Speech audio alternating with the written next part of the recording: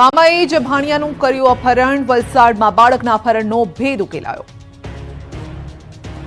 ભીલાડના 8 વર્ષના બાળકના અપહરણની ઘટનાનો ભેદ ઉકેલાયો. આ બાળકનું અપહરણ અન્ય કોઈ વ્યક્તિએ નહીં પરંતુ પોતાના જ કૌટુંબિક મામાએ કર્યું હતું. પોલીસે સમગ્ર મામલે 3 શખ્સોને દબોચી લીધા. કાયદેસરની કાર્યવાહી પણ હાથ ધરી. બનાવ અંગેની મળતી માહિતી મુજબ ગત 23 ડિસેમ્બરના રોજ ભીલાડમાં યોજાયેલ એક લગ્નના ભોજન સમારંભમાંથી 8 વર્ષનું બાળક ગુમ થયું હતું. આ બાળક થોડા દિવસ અગાઉ જ સાઉદી અરેબિયાથી ભીલાડ આવ્યું હતું. જોકે પોતાના સગા સંબંધીઓની હાજરીમાં બાળક ગાયબ થતાં પરિવાર દોડતો થઈ ગયો. આખરે પોલીસ પણ સમગ્ર મામલે એક્શનમાં આવી ગઈ. 36 કલાકની સઘન તપાસ બાદ બાળકને હેમખેમ શોધી કઢાયું. વાપીમાં હેવાનિયતે હદ વટાવી 7 વર્ષીય બાળકનું અપહરણ કરી દુષ્કર્મ આચર્યું. આરોપીની ધરપકડ.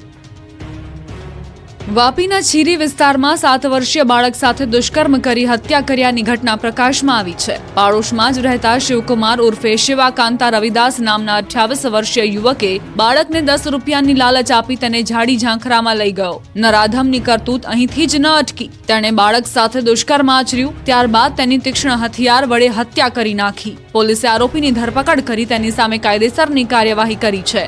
નોંધનીય છે કે થોડા દિવસ પહેલા વાપીના છીરી વિસ્તારમાં આવેલા રણછોડ નગરમાં રહેતા પરિવારનો 7 વર્ષીય બાળક એકાએક ગુમ થવાની જાણકારી પોલીસને મળી હતી. બાળકની ભાળ મેળવવા 200 જેટલા પોલીસ કર્મીઓ તેમજ સ્થાનિકો કામે લાગ્યા હતા. પોલીસે ડ્રોન મારફતે પણ બાળકને શોધવાના તમામ પ્રયાસો કર્યા. ભારે જહેમત બાદ બાળક તેના ઘરથી નજીક ઝાડી ઝાંખરામાંથી મૃત હાલતમાં મળી આવ્યો હતો.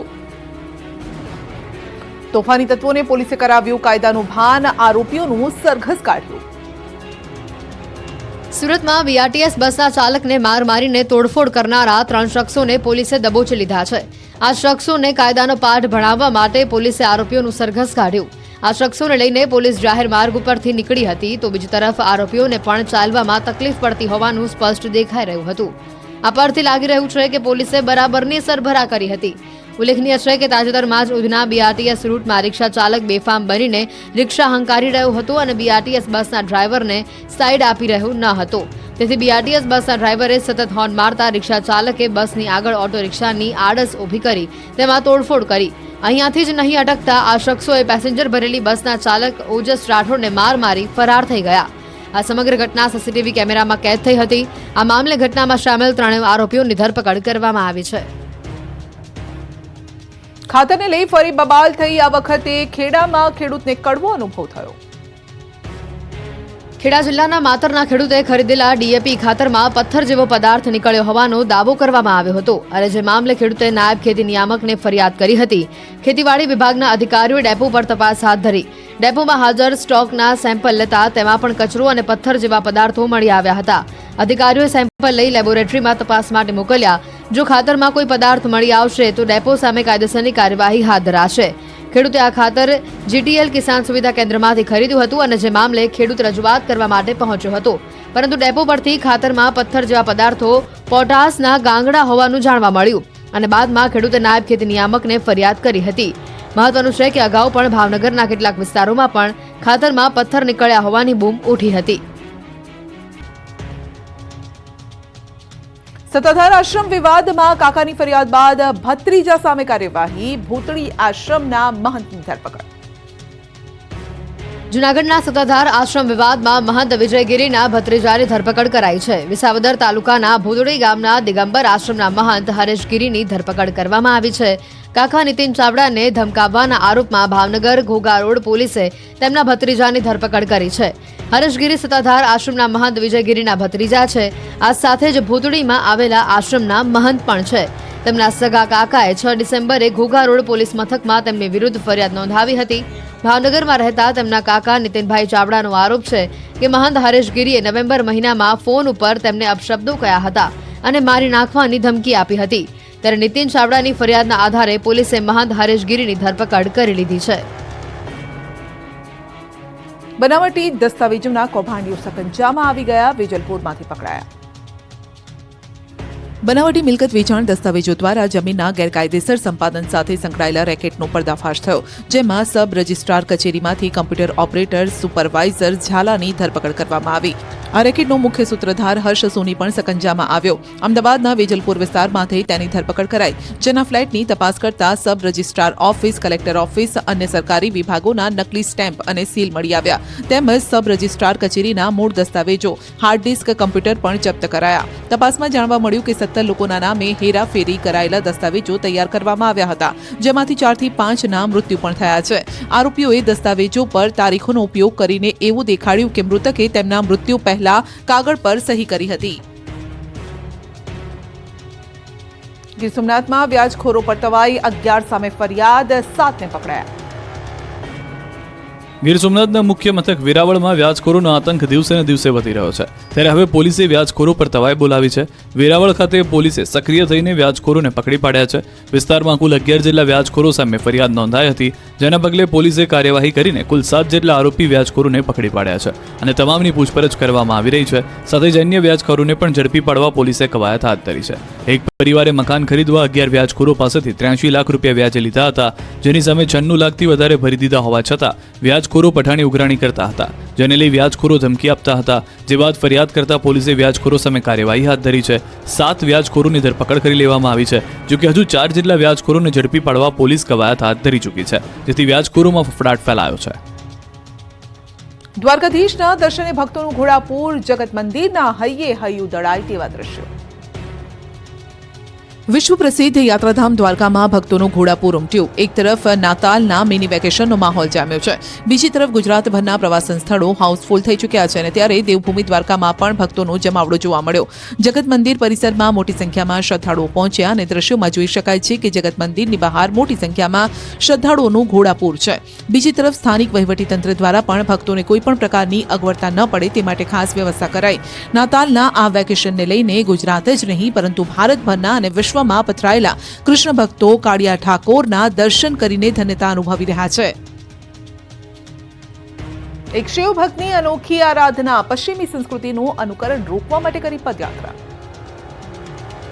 આપણી સંસ્કૃતિ ભૂલી પશ્ચિમી સંસ્કૃતિનું અનુકરણ કરતી નવી પેઢીમાં બદલાવ લાવવા કરી પદયાત્રા. પશ્ચિમી સંસ્કૃતિના કારણે આવેલા બદલાવથી આવનારા સમયમાં બાળકોનું ભવિષ્ય જોખમમાં આવી રહ્યું હોવાથી એક શિવભક્ત 11,000 કિલોમીટરની પદયાત્રાએ નીકળ્યા છે. તેમનું કહેવું છે કે દેશના ભવિષ્ય સમા યુવા પેઢીમાં પશ્ચિમી સંસ્કૃતિના અનુકરણ થકી આવી રહેલા બદલાવ તેમજ બાળપણથી નાના બાળકોને આધ્યાત્મિક સંસ્કારના બદલે મોબાઈલ આપવાની આદત અને વધતી જતી વૃદ્ધાશ્રમની સંખ્યા એ ચિંતાનો વિષય છે. તેથી લોકોમાં સંદેશ પહોંચી શકે તેના માટે ગંગોત્રીથી 12 જ્યોતિર્લિંગના દર્શને નીકળ્યા છે અને આ પદયાત્રાનું અંદાજિત 1.5 વર્ષમાં સમાપન ગંગોત્રી ખાતે કરવાની નેમ તેમણે લીધી છે. આ શિવભક્ત અત્યાર સુધીમાં 3 જ્યોતિર્લિંગના દર્શન કરી ચૂક્યા છે. પોતાના મનનો ભાવ સંદેશ જણાવી સંકલ્પ લેવડાવે છે, તેમજ શાળાના વિદ્યાર્થીઓ સહિતને વ્યસન મુક્ત રહેવા માટે પણ તેઓ જણાવે છે. રાજકોટમાં 4 જાન્યુઆરીથી શરૂ થશે ખેલ મહાકુંભ, 71 લાખથી વધુ યુવાનો લેશે ભાગ. રાજકોટ સહિત રાજ્યમાં આગામી 4 જાન્યુઆરી 2025થી ખેલ મહાકુંભ 3.0નો પ્રારંભ થઈ રહ્યો છે, જેનું ઉદ્ઘાટન રાજકોટથી સૌરાષ્ટ્ર યુનિવર્સિટીના એથ્લેટિક્સ મેદાન ખાતેથી મુખ્યમંત્રી ભૂપેન્દ્ર પટેલ અને ગૃહમંત્રી હર્ષ સંઘવીના હસ્તે થવા જઈ રહ્યું છે. જેમાં આ વર્ષે રાજ્યમાં કુલ 71,30,834 વિદ્યાર્થીઓનું રજીસ્ટ્રેશન થયું છે, જેમાં રાજકોટ મહાનગરપાલિકા અને ગ્રામ્ય મળીને 2,86,125 વિદ્યાર્થીઓનું રજીસ્ટ્રેશન થયું છે. ગત વર્ષ કરતાં આ વર્ષે ખેલ મહાકુંભમાં વિદ્યાર્થીઓની સંખ્યામાં વધારો પણ નોંધાયો છે. મુખ્યમંત્રીની ઉપસ્થિતિમાં આ કાર્યક્રમનું ઉદ્ઘાટન થવાનું છે, ત્યારે રાજકોટમાં વહીવટીતંત્ર સાથે સાથે જિલ્લા રમતગમત અધિકારી અને સ્પોર્ટ્સ ઓથોરિટી ઓફ ગુજરાત દ્વારા ખેલ મહાકુંભ આયોજનને લઈ તમામ તૈયારીઓને આખરી ઓપ આપવામાં આવી રહ્યો છે. આ વખતે ખેલ મહાકુંભમાં વિકલાંગ વિદ્યાર્થીઓ પણ ભાગ લઈ શકશે. મહત્વનું છે કે ગુજરાતના તત્કાલીન મુખ્યમંત્રી અને હાલના વડાપ્રધાન નરેન્દ્ર મોદી દ્વારા રાજ્યમાં વર્ષ 2010માં ખેલ મહાકુંભની શરૂઆત કરવામાં આવી હતી. તેનો મુખ્ય આશય યુવાનોમાં રમતગમત પ્રત્યે વધુ જાગૃતિ આવે, શારીરિક તંદુરસ્તી જળવાઈ રહે અને ગુજરાતમાં રમતગમતની સંસ્કૃતિનો વિકાસ થાય તે હેતુથી ખેલ મહાકુંભનું ગ્રામ્ય કક્ષાએથી રાજ્ય કક્ષા સુધીનું વિવિધ સ્પર્ધાઓનું આયોજન કરવામાં આવ્યું હતું. આરોગ્ય મંત્રી ઋષિકેશ પટેલે ભાવનગર હોસ્પિટલની મુલાકાત લીધી હતી અને આ સાથે જ 200 કરોડના ખર્ચે બનેલ સુપર સ્પેશિયાલિટી હોસ્પિટલના વિવિધ વિભાગોની અંદર હોસ્પિટલમાં અધિકારીઓ સાથે મુલાકાત કરી. ડોક્ટરની અછતને લઈ ઋષિકેશ પટેલે મહત્વનું નિવેદન આપ્યું. તેમણે કહ્યું છે કે રાજ્ય સરકાર દ્વારા તમામ પ્રયત્નો કરવામાં આવી રહ્યા છે. જો ડોક્ટર મળે તો આવતીકાલે જ નિમણૂક કરવી છે. ડોક્ટર આવવા તૈયાર હોય તો ઇન્ટરવ્યૂ વિના પણ નિમણૂક કરવા તૈયાર છે. તેમણે આરોગ્યની સુવિધાનું પણ નિરીક્ષણ કર્યું. આણંદના બોરસદ એપીએમસીની ચૂંટણી યોજાય તે પહેલા જ વિવાદ સર્જાયો. જી હા, આગામી ફેબ્રુઆરી મહિનામાં આણંદના બોરસદ ખેતીવાડી ઉત્પન્ન બજાર સમિતિની ચૂંટણી યોજાવાની છે અને ત્યારે ચૂંટણી પહેલા જ કોંગ્રેસના પૂર્વ ધારાસભ્ય રાજેન્દ્રસિંહ પરમારે આણંદ જિલ્લા રજિસ્ટ્રાર પર ગંભીર આક્ષેપ કર્યા છે. તેમણે કહ્યું છે કે રજિસ્ટ્રાર તેમની ફરજ અને કાયદો ચૂક્યા છે અને રજિસ્ટ્રારે ખોટી રીતે કાયદાની વિરુદ્ધ મંડળીઓ રદ કરી છે તો વેપારીઓના મતો પણ ખોટી રીતે રદ કર્યા છે અને ત્યારે ચૂંટણી યોજાય તે પહેલા જ વિવાદ સામે આવ્યો છે. જો કે આણંદ જિલ્લા રજિસ્ટ્રારે પૂર્વ ધારાસભ્યના તમામ આક્ષેપોને નકાર્યા. સુરતના પાંડેસરામાં યુવકની હત્યા કરનાર 2 આરોપી ઝડપાયા છે. તો ગાડી ઓવરટેક કરવા મામલે થયેલા જૂના ઝઘડાની અદાવતમાં 2 યુવકોએ કાતર અને બ્લેડ વડે હુમલો કરી યુવક દીપકને મોતને ઘાટ ઉતાર્યો હતો. જો કે આ મામલો પાંડેસરા પોલીસે ફરાર 2 આરોપીની ધરપકડ કરી અને તપાસ હાથ ધરી. આરોપી કૃષ્ણ તિવારી, મનીષ પ્રજાપતિએ જૂની અદાવતમાં ઝઘડો કરી હત્યાને અંજામ આપ્યો તેવું તપાસમાં ખુલ્યું. 106 વર્ષના ભેરુલાલ 50 યાત્રીઓ સાથે પગપાળા ઉદયપુરથી દ્વારકા પહોંચ્યા. હાથમાં લાકડી, માથા પર ટોપી, ધોતી, જબ્બાનો પહેરવેશ, ધીમી ચાલ અને ઉત્સાહ યુવાનોને પણ ટક્કર આપે તેવો આજે 106 વર્ષના યુવાન ભેરુલાલ મહારાજ દ્વારકાધીશના ભગત દાદા સતત 19મી વાર ઉદયપુરથી દ્વારકા પગપાળા ચાલીને કાળિયા ઠાકોરના દ્વારે પહોંચ્યા. રાજસ્થાનના ઉદયપુરથી સતત 19મી વાર ભેરુલાલ મહારાજ તેમના પદયાત્રીઓ સાથે પગપાળા દ્વારકાધીશના દર્શને આવી પહોંચ્યા હતા. 106 વર્ષના ભેરુલાલ મહારાજ લગભગ 50 જેટલા પદયાત્રીઓ સાથે ઉદયપુરથી નીકળ્યા હતા. લાંબી પદયાત્રા કરીને દ્વારકા પહોંચ્યા છતાં તેમના ચહેરા પર ક્યાંય થાકનું નામું નિશાન ન હતું. જાણે દાદા પર દ્વારકાધીશના 4 હાથ હોય તેમ સદી વટાવ્યા બાદ પણ દાદાને નખમાં રોગ નથી. આજે પણ રેસમાં યુવાનોને પણ પાછળ છોડી દે છે. ત્યારે દર વર્ષની માફક આ વખતે પણ જગત મંદિરે પહોંચી ભેરુલાલ અને તેમની ટીમે વિશ્વભરના લોકોના સારા આરોગ્ય અને પરસ્પર સારી ભાવના બની રહે તે માટે પ્રાર્થના કરી. આ પદયાત્રા સંઘમાં જામનગરના પણ વ્યક્તિ આ પદયાત્રામાં જોડાયા છે. આ પદયાત્રાનો મુખ્ય હેતુ લોકોની વચ્ચે પરસ્પર શાંતિની ભાવના અને આરોગ્ય સારું રહે તે માટેનો છે. વાદળછાયા વાતાવરણ વચ્ચે હવામાન વિભાગની મોટી આગાહી, કહ્યું કે હવે કાતિલ ઠંડી માટે રહેજો તૈયાર. માવઠા બાદ હવે કાતિલ ઠંડીનો રાઉન્ડ. હવામાન વિભાગે કરી આગાહી. થોડા દિવસ આકાશમાં વરસાદી વાદળો ઘેરાયા. કેટલાક વિસ્તારોમાં માવઠું પણ ત્રાટક્યું. વાતાવરણ પલટાતા ખેડૂતોના જીવ અદ્ધર થઈ ગયા હતા. પરંતુ હવે ખેડૂતો માટે થોડા રાહતના સમાચાર પણ આવ્યા.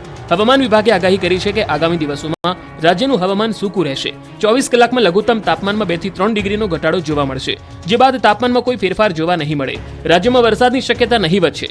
જો કે હવામાન વિભાગે જણાવ્યું કે માવઠા બાદ હવે કાતિલ ઠંડીનો કહેર શરૂ થશે. આગામી 24 કલાકમાં તાપમાન ગગડશે.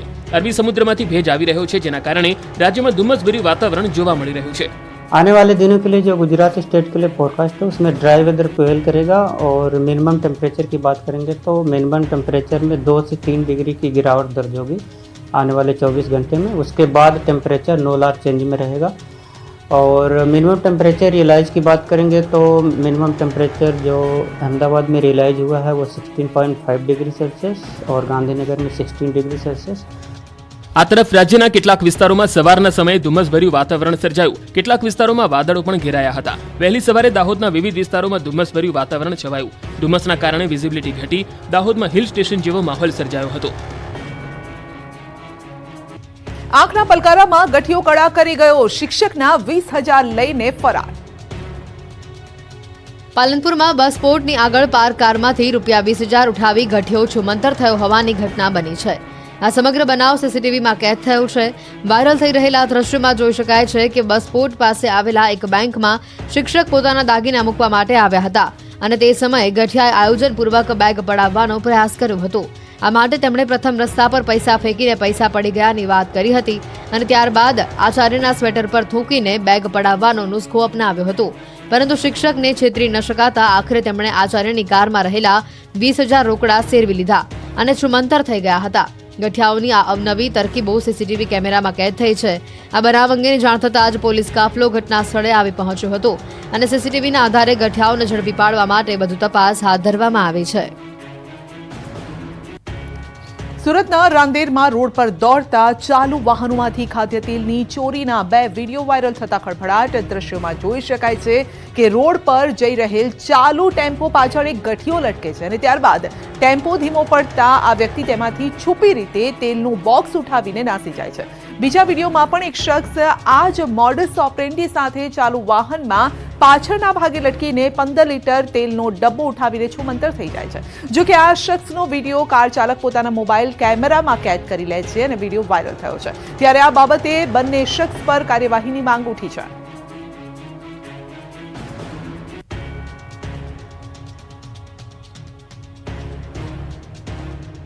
ખેડામાં બની વિચિત્ર ઘટના. કચરો સળગાવવા જતા કાર સળગી ગઈ. સુરતના કતારગામ ન્યૂ જીઆઈડીસી વિસ્તારમાં વિચિત્ર ઘટના બની. જાહેર રસ્તા પર પાર્ક કરવામાં આવેલી એક કારમાં અચાનક આગ ભભૂકી ઉઠતા અફરાતફરી મચી. મળતી જાણકારી પ્રમાણે ન્યૂ જીઆઈડીસી વિસ્તારમાં એક કાર માલિકે પોતાની કાર પાર્ક કરી હતી, જેની બાજુમાં પડેલો કચરો સળગાવવામાં આવ્યો. જો કે કચરો સળગાવવા જતા આ કાર પણ આગની ચપેટમાં આવી ગઈ હતી. તો આગ પણ એટલી વિકરાળ હતી કે જે જોતજોતામાં કારમાં ફેલાઈ ગઈ હતી. આ બનાવને પગલે આસપાસના વિસ્તારમાં અફરાતફરીનો માહોલ જોવા મળ્યો. આગ અંગેની જાણ નજીકના ફાયર સ્ટેશને કરવામાં આવતા ફાયર બ્રિગેડની ગાડી ઘટના સ્થળે આવી પહોંચી અને પાણીનો મારો ચલાવીને આગને કાબૂમાં લીધી હતી. જો કે આગની આ ઘટનામાં કારને મોટા પાયે નુકસાન થયું. આ ઘટનાનો વિડીયો સોશિયલ મીડિયામાં વાયરલ થઈ રહ્યો છે. મહીસાગરમાં સફેદ દૂધનો કાળો કારોબાર સીસીટીવીમાં કેદ થયો. દૂધમાં મિલાવટના ચોંકાવનારા દ્રશ્યો સામે આવ્યા.